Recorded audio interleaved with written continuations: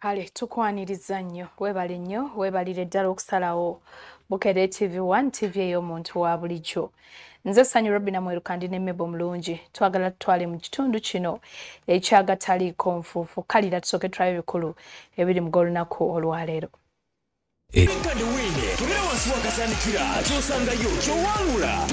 Yinginiya wa UNRA afudde ng'ataasa abasaabaze 11 ababadde mu takisi.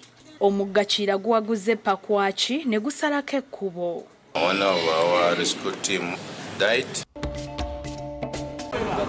Poliisi ekutte bakifeesi abeeweredde okutemako RDC w'emukono ne DPC omutwe baleeteddwa ku ttaka erikaayanirwa. RDC omutwe bagwagala wali n'ogwa DC wali n'ogwa DPC wali. We are here. Dr. Gobagoba ku kyala atunudde ebikalu mu kkooti bw'alemereddwa okulaga omulamuzi abantu be yawaabira. Yagenda n'awaabira ekifo naye ng'atamanyi nannyini kyo. Esigadde bbiri omwoleso gw'amayumba n'ebizimbisibwa 224 gubeerewo. Abanaasomesa bakukunze obeereyo. Emu ku topic gye tujjira okukwatako ku lunaku olwo olaba otya matiriyo omufu.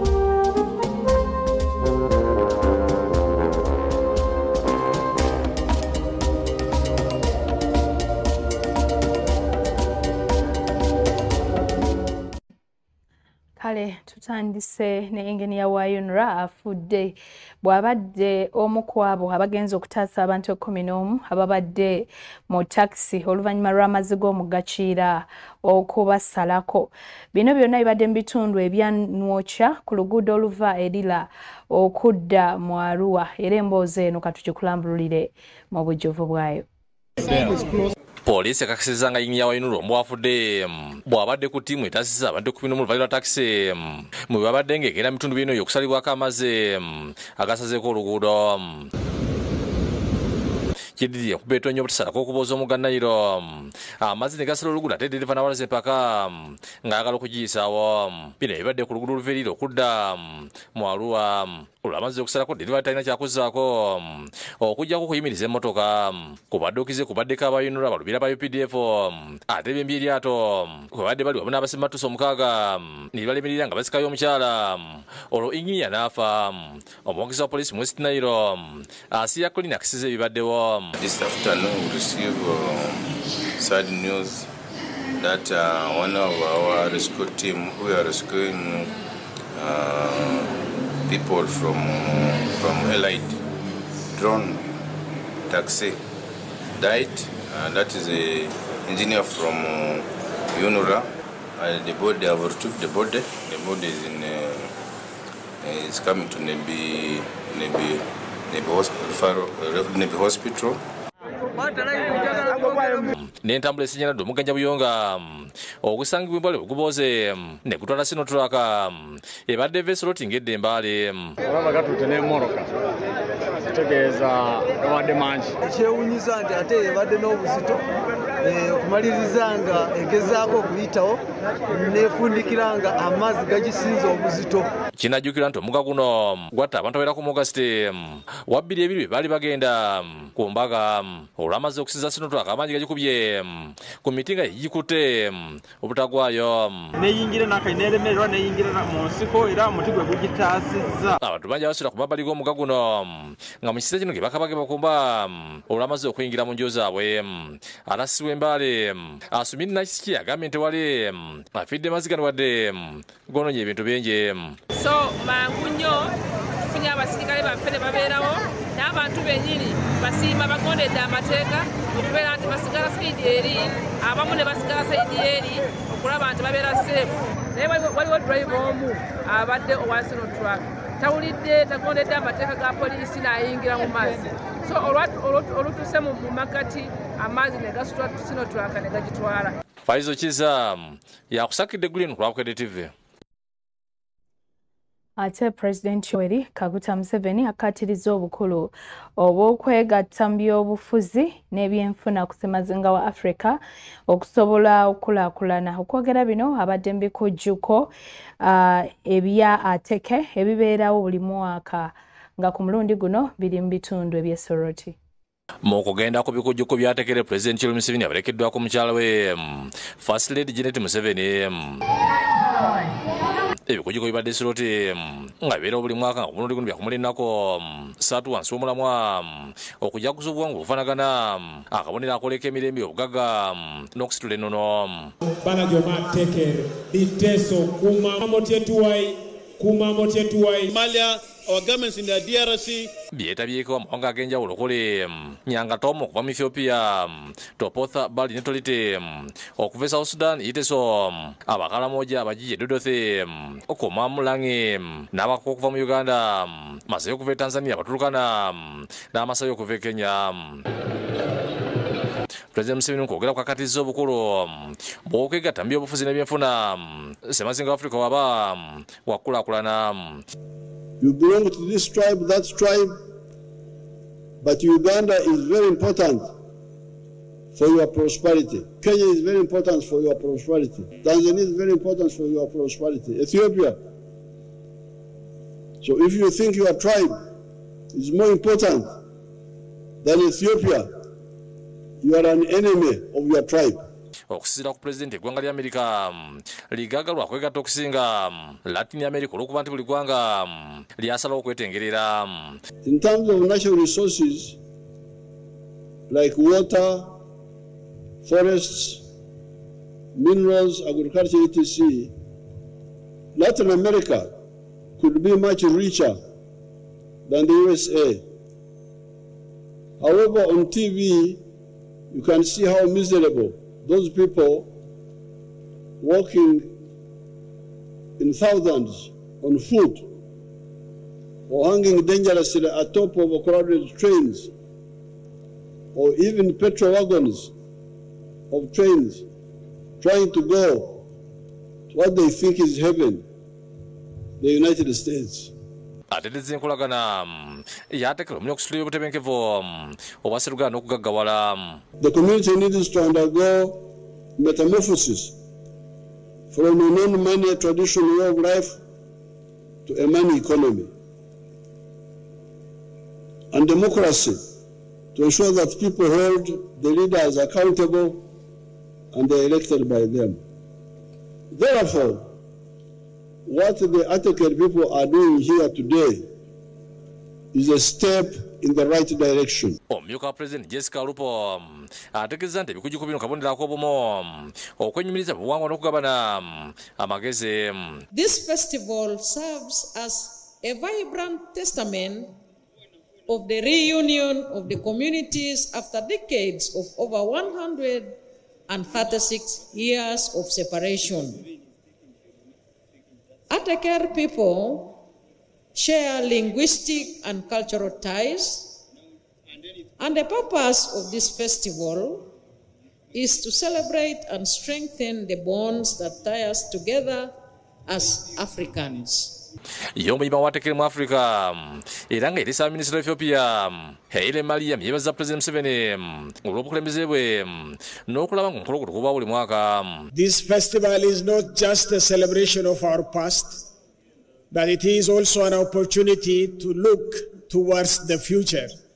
Let us use this occasion first to strengthen the bonds within the wider Ataker family, and let us foster understanding and cooperation amongst all our clans. Ate emoli papa Paulo Sand emoloti kulabo abogera atekere yebaza President olw'obuyambi bw'azaabawa. We'd like to appreciate Your Excellency for the efforts you have made to bring security, peace in Teso sub-region, Karamoja, and beyond.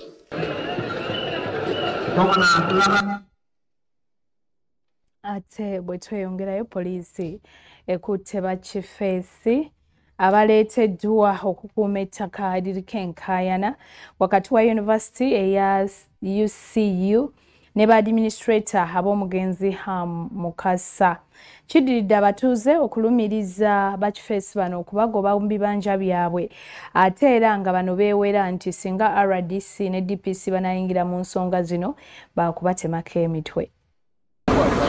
Ab'ebyokwerinda bagenze buteesaaga ku kyalo Ntawe ekisangibwa mu ggombolola y'Egoma municipal ey'e Mukono ku ttaka erikayanirwa ab'ettendekero lya UCU ne ba administrator ab'omugenzi Ham Mukasa.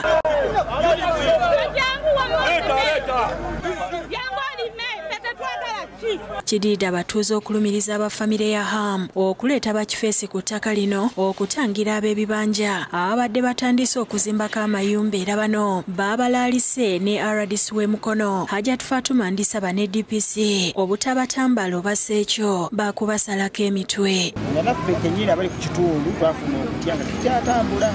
Kino kiviiriddeko ab'ebyokwerinda okukuba olukiiko ku ttaka lino era Hajat Ndisaba ne DPC w'e Mukono Ben Mugerwa okwosaako Kanoni Sseggujja Moses akulira ebyokwerinda mu Buganda balwetabyemu okwosaako abaakayanira ettaka okulaba engeri gye bagenda okumalawo obumenyi bw'amateeka. Abatuuze babuulidde RDC nga batalina mirembe olw'abakifeesi ababagoba gye balimiranga n'ekisinza okubatiisa kwe kutandika okwewerera ab'ebyokwerinda okubatuusaako obulabe. Nazaalwa 1882 ku Ntaawo naye otunuulira omuntu nga tomumanyi nayagala se okufunza ng'ate nga gw'ozaaliddwa na ku kyalo kuno. Kubanga omukulembeze waffe ate bamwewerera naye okubanga bamuggyako omutwe. Abamu ku b'ebibanja okulina omukadde w'emyaka 92 Joshua Ntumi bategeezezza nti baludde nga bakozesa ebibanja byabwe nga ne kkooti yabawa olukusa. Ku Mayiro baali bataddeko ekyapa kya freehold. Ate nze baali baŋŋambye nti bagenda okumpa ekyapa singa bampaako ekitundu. Naye guno bwe gwajja omugano n'emmere yaabwe yonna neetemebwa. Batuyambe batwanguyiza abakooti. Ssentebe Sseruwagi David ategeezezza nti afunye okwemulugunya okuva mu bantu abawera olw'abakifeesi bano. Okwemulugunya kungi okuzze gye tuli ng'abamu bafunyeemuko ku buzibu. DPC Mugerwa ategeezezza nti obumenyi bw'amateeka bweyongedde mu kitundu ng'okusinga buva ku ntalo za ttaka. Bwe twagenzeeko mu records zaffe mulimu abantu abayingiza emisango gyabwe ebintu bya byononeddwa bakubaganye lyo lisigala nga weriri. So bwe twalaba nti kifuuse ekizibu wano mu Ntaawo ate si ku ttaka lyo lyokka naye ne ku bitundu ebyetoolodde ne mu bantu baffe abatalina mu bino nabo ne baba nga batandise okuba nti bafuna obweraliikirivu. Ba administrator ba Ham okuli Ham Galabuzi Mukasa ne Kasedde Peter beeganye okuleeta bakifeesi ku ttaka lino wabula nti kye baagala ye UCU ebaddiza ettaka lyabwe. Baleeteddamu obutakkaanya ne UCU Holdings ebegyefunamu freehold title ng'ate jjajjaffe ettaka yali bawadde mu liizi. Tetwetaaga tutuule ne kanisa tukkaanye tetulina buzibu naye liizi yeekoze eki eweddeko. Mu kwanukula bannamateeka ba yunivasite okuli Samuel Kigaye bategeezezza nti beewuunya abafamire ya Ham okuvayo ne bakayanira ettaka eryabaweebwa nga balinako n'ekyapa. Nga institution twagala kayanana muntu yena era twagala abantu bakumo amateeka paka koti bwena asalawo. Beewuunyiza okulaba ng'ettaka lyabwe lijjuddeko bakifeesi abatandise n'okugaana ab'ebibanja. University tebamanyi abalala babeera nga bakola the interest of other people naye nga bagala kunyaga ttaka. RDC Ndisaba annyonnyodde engeri gy'agudde mu buufu bw'abakifeesi abeesomye okumutemako omutwe ne DPC. Asuze muyingiza abakifeesi ekiro kya leero ku booda mu Ipsam mu Subaru bajje bakuume era mwatu intimidatinze nti tetutawaana okulinnya wano. RDC omutwe bagwagala wali n'ogwa DISO wali n'ogwa DPC wali. We are here. Alabudde nti buli yakoze effujjo waakukwatibwa era n'asaba bannannyini ettaka babeere mu ntalo zaabwe naye balekera ab'ebibanja eddembe. Eyaguze scrap eyeetabye mu kutunda eyeetabye mu kutema, you are going to answer this case. Oluvannyuma poliisi ekoze ekikwekweto mwekwatidde abagambibwa okuba bakifeesi nga basangiddwa mu bbaala gye beekukumye era nga batwaliddwa ku poliisi ng'okunoonyereza bwe kugenda mu maaso. Ate bwe tuvaako eyo ebbugumu lyeyongedde mu nteekateeka ez'omwoleso gw'amayumba n'ebizimbisibwa gwokka mu ggwanga nga guno gwe gwa Homes and Construction Expo 2024. Esigadde ennaku 2 zokka omwoleso guno gubeerewo. Abakugu abanaasomesa bakoowodde nti jangu tosubwa kubanga ebyokuyiga bingi. Omwoleso gw'amaka amayumba n'okuzimba gukomyewo. Esigadde ennaku bbiri zokka okutuuka ku mwoleso gw'amayumba n'ebizimbisibwa kwa Homes and Constructions Expo 2024 okutegekebwa kampuni ya Vision Group. Omwoleso guno gugenda okukuŋŋaanya abakugu n'abakwatibwako mu by'okuzimba gwakubeera ku Millennium Park e Lugogo. Okutuuka ku Millennium Park ng'ova Kampala olinnya ezidda ku Lwejjinja n'oviiramu ku Shoprite e Lugogo ng'okuliraana ekisaawe ekya Philip Omondi weewali Millennium Park. Bw'oba ova Nakawa oviiramu ku kisaawe kya Rugby Lugogo n'osala ekkubo. Amyuka akulira okutegeka ebivulu bya Vision Group Kennedy Motor asabye abantu okukeera ku Lwomukaaga nga 3 omwezi guno ne lumu Desemba nga lwe lwa Sande baweebwa amagezi ag'ekikugu n'okufuna ebizimbisibwa ku bbeeyi ey'enseko obuseko. Abagala okumanya ebizimbisibwa neetaaga bya kikaaki bya mutindo ki ye banaye nzimba kalina nzimba nyumba ya myalire 4 5 nzimba nyumba ya mwamba jangu mwoleso gwaffe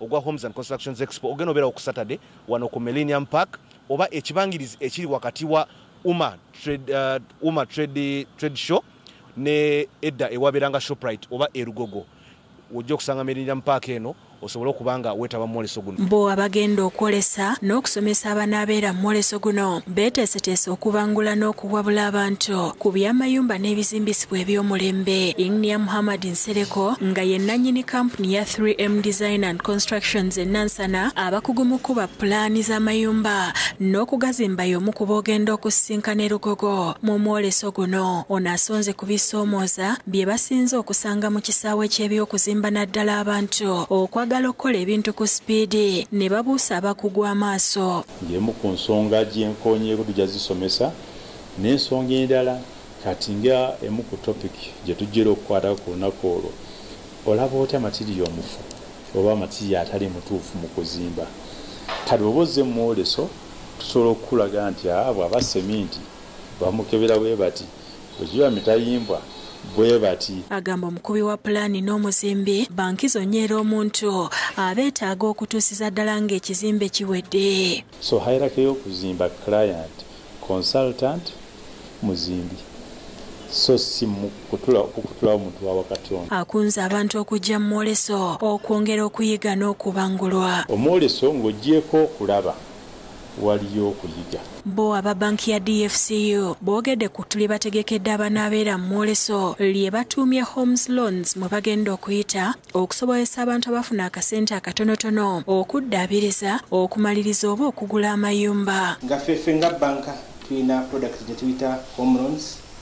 Mu home loans wano tuwa loans ezirimu okuzimba, ezirimu okugula, ezirimu okuddaabiriza n'ezirimu okugula amataka. Okusinziira ku Sebastian Murokoze akulira kampeyini eno bakuwola abantu okuviira ddala ku bukadde 10.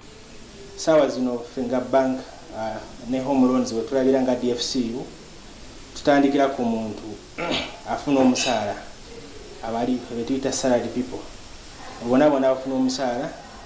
Okuyingira mu mwoleso ogw'amayumba n'ebizimbisibwa gwa siringisa omutwalo gumu gwokkeera emiryango gya kugulwawo ku ssaawa 3 ez'okumakya okutuuka emu ey'akawungeezi. Mutebe Sulaiman ne Adrian Bwanika Bale be bakusakidde eggulire lino ku Lwabukedde TV. Ate ebya Dr. Ssentongo Henry n'abatuuze ab'e Makindye Gogonya birinnye enkandago. Dr. ono yawawaabira abantu beeno nti basussizza obukyafu n'okukola bizinensi ezitalina layisinsi. Kkooti etandise okuwulira omusango guno kyokka Dr. atunudde ebikalu bw'alemereddwa okulaga omulamuzi abantu be yawawaabira. Omulamuzi w'eddaala erisooka ku kkooti e Makindye yeegaadirwa atandise okuwulira emisango Dr. Henry Ssentongo gye yagula ku batuuze ba Nsambya Gogonya zooni LC1 ne katimba omuli ogw'okukola emirimu egy'amabala nga tebalina layisinsi okuva mu KCCA n'ogw'obukyafu. Dr. Ssentongo bw'atuuse mu kaguli ka kkooti asanze obuzibu omulamuzi bw'amubuuzizza oba ng'amanyi abatuuze abatuufu be yawawaabira wabula n'alemererwa okubamulaga. I only received what was purported to be his affidavit in reply, but I have not received an official reply in court. What do you mean you received what is purported to be? Naye ye yagenda n'awaabira ekifo naye ng'atamanyi nannyini kyo. Dokita bwe yawaaba nti akatimba waliwo bbaala sigirabangako. Omulamuzi era atadde ku nninga Dr. Ssentongo okunnyonnyola lwaki avunaana abatuuze bano so nga si mukozi wa KCCA. Omulamuzi naye bimusobedde n'abulwa ekyokukola bw'atyo n'alagira Dr. Ssentongo okusooka okuddayo yeetereze akomewo ng'amanyi be yawawaabira kubanga tasobola kuvunaana kyalo kiramba. Bw'atyo ayongezaayo okuwulira omusango guno okutuusa ng'ennaku z'omwezi 2 Desemba omwaka guno. So the hearing of this application is accordingly adjourned to 2nd of December at 2:30. Abamu ku abo Dr. Ssentongo be yawawaabira kwe kulizira bamuzaale Edward nga yamuggulako emisango 2 omuli ogw'okuddukanya ebbaala nga talina lukusa lwa KCCA n'ogw'okutuuza enkiiko ezitali mateeka nga twogeddeko naye n'alaga okusoomoozebwa kwalimu oluvannyuma lwa Ssentongo okumusimbamu olukongoolo. Kubanga sikyakola goge mazima matuufu bizinesi bagiggala ate byasaba bwengenda mu kooti agamba bayimirize oba bajja kuyimiriza ki ekitakyaliwo wa bizinesi zigale tekyakolera ddala n'abaana bange tebakyasoma. Bassentebe okuli owansambya Gogonya zooni LC1 Michael Lutayo Orlando n'owansambya Buyondo zooni Bukenya Siraje ne bategeeza nga bwe bazze okumanya abantu abatuufu abawawaabirwa n'okulaba engeri omusango guno gye gutambulamu. Era kyekindeese leero mu kooti nkakase yali awaabidde ani nina tutuusa omulamuzi amugambye owaabira katimba bba olina okuleeta erinnya ly'omuntu yini gwali okola ki gwali owaabira. Basabye kkooti okuwa abatuuze baabwe obwenkanya ne bekikwatako okuyingira mu nsonga eno ereseewo obutali butebenkevu so nga Dr. Ssentongo bwe bagezaako okumuyita mu nkiiko z'ekyalo teyalinnyayo. Enkiiko tuzikubye ebbanga lyonna nga twagala dokita alabikeko tumanye obuzibu bwe buli n'abatuuze abalala ekitasobose ebbanga lyonna. Kale kwa kusaba kwange kuli nti nsaba buli gwe kikwatako ayinza otuyamba gye Gogonya 1 ensonga eno tusobole ogijjawo mu mbeera esinga okuba bulo ennungi. Njagala omusaba n'abalabye TV eno yeekube mu mutima ategere nti abantu b'owansi balina okubeerawo yo bw'abanga yasoma n'afuna omulimu n'abanaka abaleke beetetenkanye. Ensonga za Dr. Ssentongo n'abatuuze tuzikulaga mawulire agataliiko nfuufu nga n'olwasooka baatuuza olukiiko mwe bayisiza ekiteeso ekimugoba ku kyalo olw'okubaliisa akakanja. Saba obukulembeze bututaase Dr. Ssenfuma Josephine Innocent yakusakidde ekkulire lino ku Rwabukedde TV. N'emboozi ezo nsaba okkirize tusooke tukuwumuzemu katono tugenda kudda n'ekitundu ekyokubiri ekyagataliiko nfuufu mulimu gano. Kabaka eyaddako yali Jjuuko. Jjuuko ono yazaala Lumweno, omutuba gwe guli Bbanda, n'azaala Muyiggwa. Wadde abamu bagamba nti omutuba gwa Muyiggwa guli Bbanda, naye omutuba gwa Muyiggwa guli Kikusa mu Busiro mu ggombolola y'e Kakiri. N'azaala n'embalirwa Kyekaka, omutuba gwe guli Nalubudde. N'azaala Ntale Nakaswa, omutuba gwe guli Buwasa mu Namayumba. Abo be baana ba Jjuuko.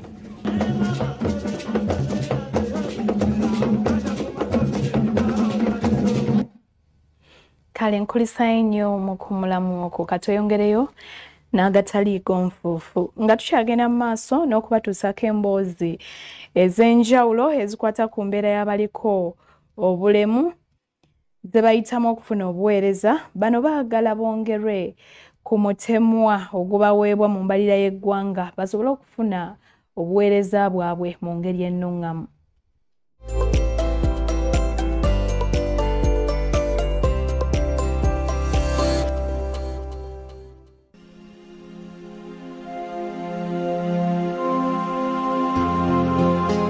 Mu Uganda okwewaayo okuwagira abantu abaliko obulemu kweyolekera mu nkola za gavumenti ez'enjawulo n'engabanya y'embalirira. Wabula yadde guli gutyo naye wakyaliwo eddibo nga kyetaagisa okufaayo mu bwangu n'okugonjoola ebizibu mu ngeri y'obuyiiya. Waliwo ne courses endala kati zitakyali ku mulembe, ebintu bikyuse.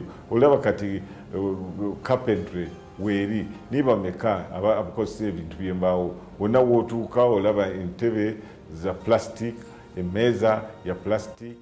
Gavumenti etaddewo enkola ezigenderera okugatta abantu abaliko obulemu mu nteekateeka y'eggwanga. wabula engabanya y'embalirira ey'obuweereza bw'abantu abaliko obulemu ekyali ntono nnyo ng'ekitundu kimu ku buli 100 kyokka ku mbalirira y'eggwanga kye kiweebwa minisitule y'ekikula ky'abantu evunaanyizibwa ku nsonga z'abaliko obulemu. Katwabanga mu kitundu ekyo ebyetaagisibwa bikwatagana nnyo ku kujjanjaba obulemu. Then ekitundu ekyo kipulaninga ne kigamba kati ssente zino obanga tufunye ssente bwe ziti milioni 5 tugenda kukwatako milioni 2 tuziteeke mu kujjanjaba obulemu. Tulagana wamu n'amalwaliro ga gavumenti. Buli district gye tubeera Mubende tukola ku Mubende Regional Hospital tugenda ne tubalabireyo mu big numbers nga like 7 waliwo ne wetuuka nga bali mu 100. Ebitongole by'obwannakyewa n'ebibiina eby'enjawulo biweereddwa olukusa gavumenti okuyambako mu kuweereza abantu abaliko obulemu obuweereza obutali bumu mu by'obujjanjabi ebyenjigiriza n'embeera z'abantu. Naye okusinga abaana betufuna be balina obukosebwa oba obulemu bw'olabirako ddala n'amaaso. Ajja okugula okumugeza takola ki takuyina. Ajja omumwa gwekola ki gweyawula. Mama nagamba omwana takyasobola kola ki kuyonka bulungi. Then netufuna ne buli obukosebwe nga tosobola bulaba buli ku bwongo. That is actually our biggest challenge. When you have a client that has to undergo a series of therapy, a series of treatment that they are unable to afford. So along the way they end up abandoning treatment, and then this does not help the situation. It only worsens the condition of the patient. Abaliko obulemu balina endowooza nti okwongera ku nsimbi kiyinza okuvaamu ebifo ebirungi abakugu abatendeke abategeera ebyetaago eby'enjawulo eby'abantu abaliko obulemu. Tukubira omulanga Revenue Authority okulaba nga ekendeeza banga ejjawo omusolo ku bikozesebwa eri abantu abalina obulemu nga biyingira mu ggwanga okuva wabweru. Nga Uganda eruubirira okussaawo enkola mu by'enkulaakulana eziyamba abaliko obulemu, wakyaliwo obwetaavu mu kugabanya embalirira n'enkola ez'enjawulo ezisitula embeera z'abantu abaliko obulemu. We need the government to come on board to support us. We need affirmative action to support people with disability. We need MPs to come on board to support us because issues of disability does not choose anybody. Today it's me, tomorrow it's somebody else. Abasawo ffenna okubeera ddala waggulu paka wansi tumaking sure nti buli services zaffe zetuwa ntabike nti obanga ngenda kuwa services eza malaria eza HIV njagala tuteekemu nezaki neza rehabilitation. Ate wetweyongerayo kibadde kijjobi ku kyalo Vumba mu district y'e Luweero mu kutikkira abayizi ku ssomero lya Busiika Preparatory School nga bano bavudde mu nursery okugenda mu primary bayisiza ebivulu mu ngeri y'okusanyuka. Libadde ssanyu na kwebaza Katonda ku ssomero lya Busiika Preparatory School Vumba mu district y'e Luweero nga abayizi abasomi 3 batikkirwa okuva mu kibiina kya top okweyongerayo mu primary. Omukolo gutandise na kitambiro kya mmisa ekikulembeddwa mu Reverend Father James Kibalama ow'ekigo ky'ekisubi nga mu kubuulira kalaatidde abayizi n'abasomesa bulijjo okwebaza Katonda olw'ebirungi bye batuuseeko bw'atu n'atendereza omutindo gw'essomero lino. Nno bannabusiika bannavumba ab'ennatyole n'ebintu ebiriraanye wano twegere mu ssomero lino lirina buli kimu. This school also requires and that is needed like any other school. Misa n'abayizi nga bali wamu n'abasomesa batonya ebirabo eby'ensimbi n'ebikalo. Misa ng'ewedde wazzeewo omukolo gw'amatikira nga gutandise na kusanyusibwa okuva mu bayizi mu bibiina eby'enjawulo nga bagegenyezza ennyimba z'abayimbi ab'enjawulo okuzina amazina ag'ekinnansi ng'abagole bayise ebivulo mu mmotoka za benzi mu tawuni ya Busiika era bwe batyo ne boolekera ku ssomero mu luseregende lw'emmotoka wakati mu bukuumi okuva mu Bakanyama nga baanizeddwa abazadde abadde balindiridde n'essanyu ne bayita ku kiwempe ekimyufu wakati nga banekaanekanye nga bakulembeddwa omusomesa waabwe Amida Namatovo.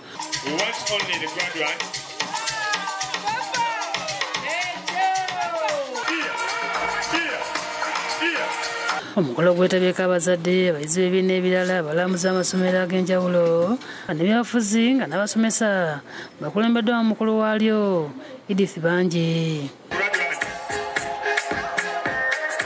Mirembe Feva wadde obubaka ku lw'abayizi bane. Ayingiridde Musoga ng'akumya Bakanyama mu kuwaayo obubaka okusima abakwatiddeko mu lugendo luno.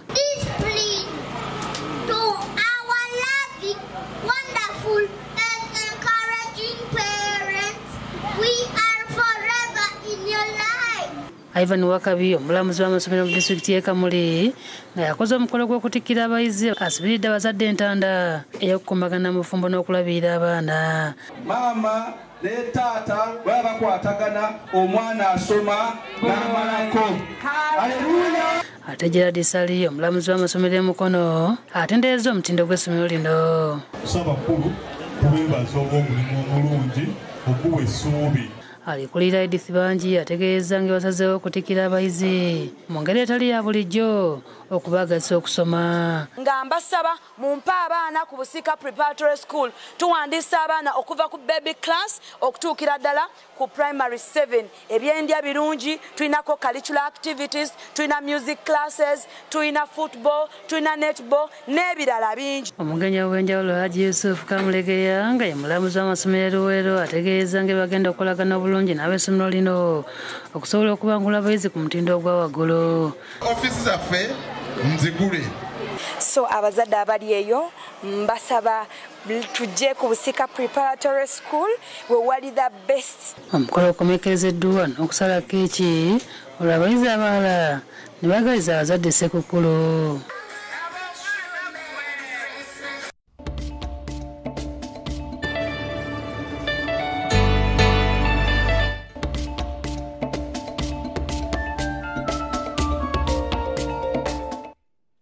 Kyeyongerayo n'ekitundu kyaffe ekyokusatu.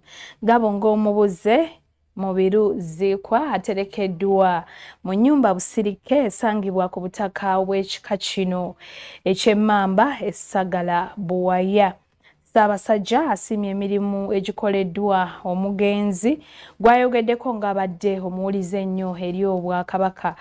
Okumutereka kubadde kugenda mu maaso nga ne Gabunga omubbulukuse nga naye atuuzibwa mu butongole. Omubiri gwa Gabunga omubuze Mubiru Zikwa guterekeddwa mu nnyumba busirike ng'eneesangibwa ku butaka bw'ab'Emmamba essagala Buwaya ekisangibwa e Kasanje mu disitulikiti ey'e Wakiso nga tannaterekebwa basoose kukola mikolo mu kifo ekimanyiddwa ng'ekibira olwo omubiri gwe ne guzingibwa mu mbuga esukka mu 200. Omusumba w'ekkanisa y'ejjungo Reverend Andrew Kafeero yakulembeddemu okusaba n'akubiriza abakungubaze okwekwasa Katonda basobola okusiimibwa ku lunaku olw'enkomerero. Waliwo eyakitonze ejjo nti etonye paka budde ki ziba kati mugiwulire kubanga yakitondedde luddawa mu kkanisa. Naye mu byonna tumanye nti waliwo nannyini mbeera asobola okugifuga. Mu buli mbeera yonna buli kimu ekiba kizze zuula kkiriza ate siima ekyo Katonda kyakoze eki. Okuziika kwetabiddwako abataka bakulu b'ebika abakulembeze mu kika ky'Emmamba n'abalala ng'ebyokwerinda bibadde gguloggulo. Oluvannyuma omubiri gwe guyingiziddwa mu nnyumba busirike gye guterekeddwa ng'eno abantu batono abakkiriziddwayo. Ng'okumutereka kugenda mu maaso n'omukolo ogw'okutuuza Gabunga omubbulukuse ali mu Mubiru Zikwa gukoleddwa mu mbuga ya Mulondo. Bajjajjaabo bakulembere okuva n'olwaleero bakutambulireko. Ku mukolo guno Katikkiro Charles Peter Mayiga akiikiriddwa Oweekitiibwa Noah Kiyimba nga ne bannabyabufuzi bangi okuli Dr. Lulume Bayiga, Betty Ethel Nalwima Ombaka omukyalo wa Wakiso, abataka ab'amasiga n'emituba n'abalala bangi babaddeyo. Kawolobe yakulembeddemu okutuuza Gabunga omujja n'akwasibwa engabo, effumu okuweebwa ekifundikwa n'okumulaamiriza. Ogwa Gabunga okuva wano ku Sirya Mawolu olubiri lwe ajja toola obuyinza n'emikono ebiri. Oluvannyuma atwaliddwa mu kifo Sirya Mawolo ne bamwetoolooza emirundi 3 n'agabula abataka ab'emituba n'abazzukulu ekijjulo n'oluvannyuma n'ayanjulwa eri Katikkiro mu butongole. Jajja omubulukuse akomyewo. Okwogera kwe akubiriza abazzukulu okubeera obumu n'okuwangana ekitiibwa. Mbakubiriza mwenna okusigala nga tuli bumu, tukwataganye ng'ab'emmamba, tusseemu ekitiibwa ekika kyaffe, tutongere amaanyi. Abasomesa okuli Gabriel Kabonge, Augustine Grace Kizito, Andrew Benon Kibuuka, Mubirumusi n'abalala balambise Gabunga omujja. Obeerenga olujegere lugonvu naye mu bugonvu bwalwo mwe muli amaanyi gaalwo. Obeeranga oyaniriza nnyo abantu bonna, obeeranga buwuliriza, osalanga mazima. Katikkiro w'ekika ky'emmamba Kyobe ky'omubazi ategeezezza nti enkayana zonna ezibaddewo ziweddewo era ne yeebaza abataka ab'obusoli ababalambise. Enkayana entonotono zonna ezibaddewo zikomye ku mubiruziibwa katukuterayini entuufu eri jjajjaffe omupya mubiruziibwa Debusi ow'okutaano. Oweekitiibwa Noah Kiyimba mu bubaka bwa Katikkiro bw'asomye asabye abakulembeze n'abazzukulu mu kika kino okukolera awamu ne Gabunga omubbulukuse. Jjajja tumwanguyize omulimu tumukwatireko, tukulaakulanye enkajja, tukulaakulanye wano, tuleke amaanyi gaffe. Ono era asomye obubaka bwa Ssaabasajja mwasaasirira ab'emmamba olw'okuviibwako omukulembeze abadde omuwulize eri Obwakabaka. Tukubagiza ekika ky'emmamba Gabunga olw'okufiibwako jjajjaabwe. Wabaddewo n'okusabira Gabunga omujja nga kukulembeddwa Right Reverend James Bukomeko Ssalongo, omulabirizi w'Emityana ng'ayambibwako Reverend Andrew Kafeero. Katonda yalonda ki? Yalonda abakulembeze. Ye alaba ng'osobola. Era ne Dawudi bw'ati bwe yakola ki? Bwe yalondebwa. Yudaya Namyalo ne Teddy Buhinza be bakusakidde eggulire lino ku Rwabukedde TV.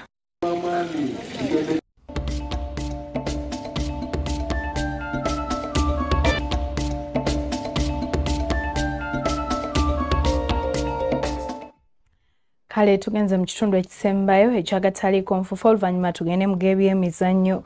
Waliwo famire zisobeddwa ekane mu kibira olw'abantu baabwe okubabulako nga kati tebamanyi wa gye basobola bajja. Bano basabye buli alinako ky'amanyi ku bantu baabwe abayamba abategeeze kubanga tebasula bulungi. Sengenge Simon emyaka 58 yazatiza mu maka ge olw'okubula okuvigaluga yali abeera nga bakulebeddwa mu mutabani Luwangula Clinton bategeeza nti bagezezaako okunoonya buli wamu kyokka tebamulaba. Yawulira eno Ntebe Garuga abadde asabira ku Peace Divine Temple nga yalentinga wano. Abafamili bali mu kutya kuba buli kintu kyonna yakireka mu nnyumba okwali n'essimu ze basi abantu bonna okubambako bazuule gy'ali.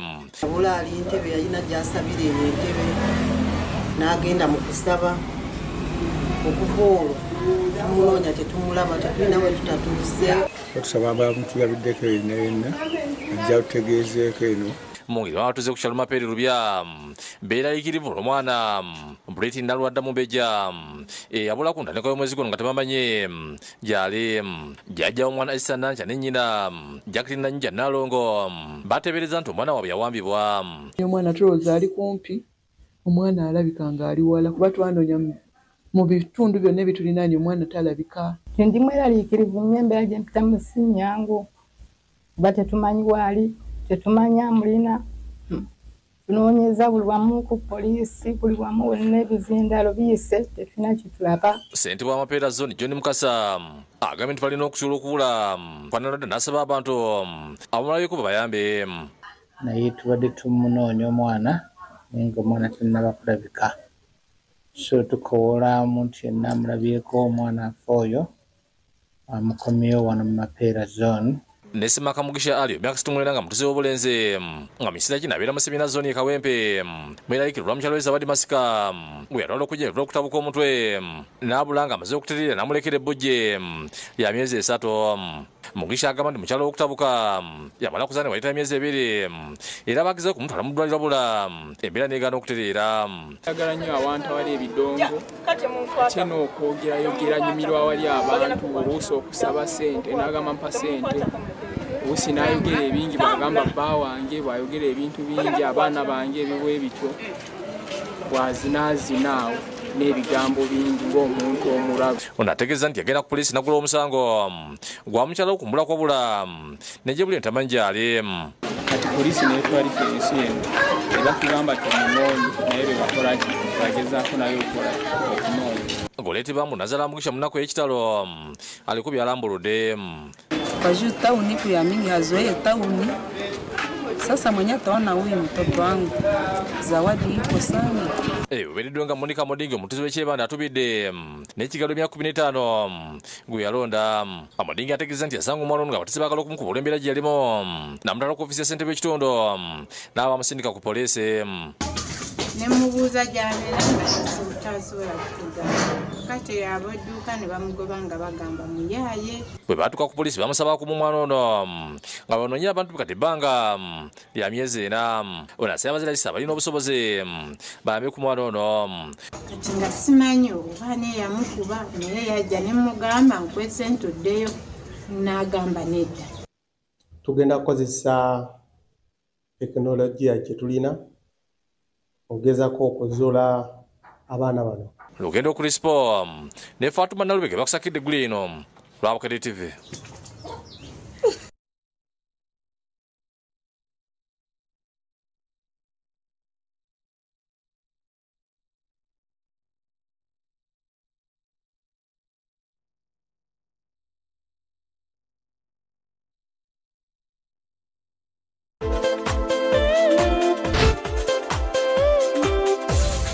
Tugenze mugabya mizannyo njagala nkwebaze okubanga tukyatambula ffenna mu liigi y'eggwanga ey'ababinywera eya Star Times Uganda Premier League omupiira gwa UPDF FC ne Police FC gugweredde Maliri nga goolo zibadde 2-2 ate eya URAFC ewangudde bannyinimu abawa Kiso Giants FC goal 3 ku bwereere nga kino kiwadde omutendesi Alex Sabirye ku buweerero.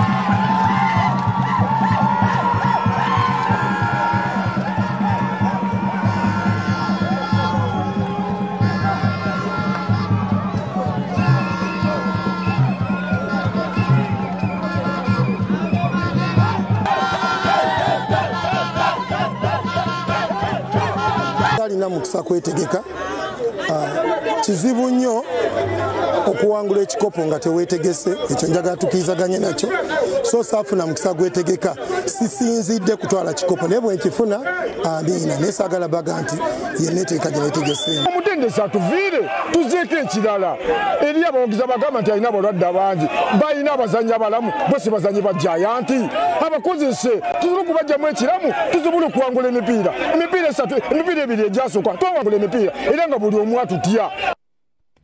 Ate muzannyo gwa Ludo tukuletedde club eya Kazo Hills Ludo Club eno nga yajaguza emyaka 25 bukyanga etandikibwawo. Ye kirabu erina likodi ey'okusooka okuwangula ekikopo ekyali gy'eggwanga ey'omuzannyo gwa Ludo mu season ya 2007-2008. Ku Sunday ewedde kirabu y'omuzannyo gwa Ludo eya Kazo Hills Club yajaguza emyaka 25 bukyanga etandikibwawo mu mwaka gwa 1999. Omukolo ogujaguza emyaka gino gwabadde kawempe nga gwetabiddwako ne pulezidenti w'omuzannyo gwa Ludo mu ggwanga Hussein Kalule.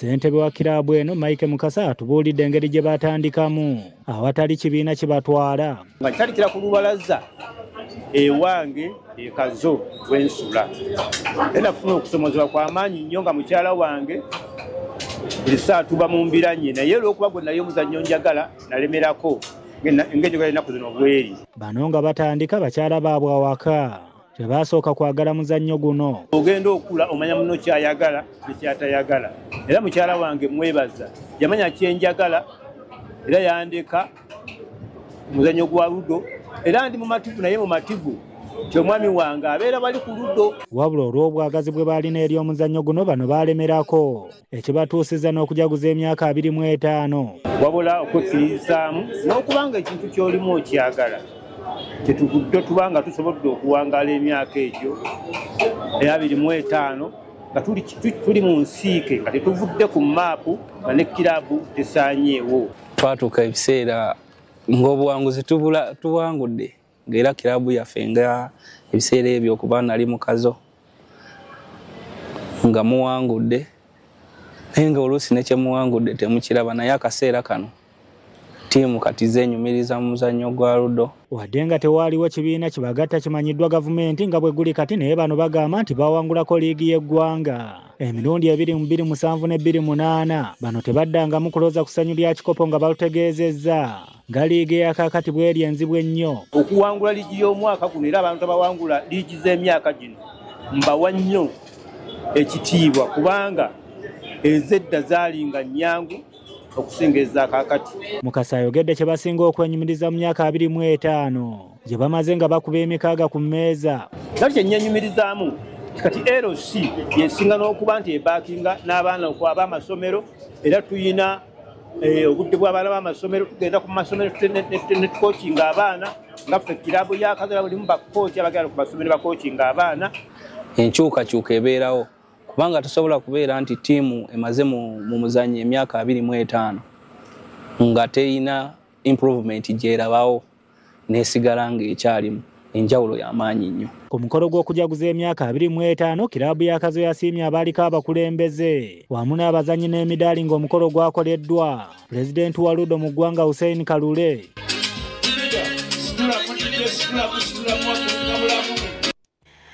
Njagala nkwebaze akadda ku kotuwadde ne tambula ffenna mugebi emizannyo weewaawo nsaba okkirize nti ne mugataliiko nfuufu tufundikire bwe tutyo tudde mu saa 12 ez'okumakya. Nze Sanyu Robina mwiruka nkutambuza ne Mebo Mulungi. Sagala weerabira Bakushona Designs ku Ragomesi n'engoye zonna ez'emikolo ez'omulembe. Musule bulungi mweraba.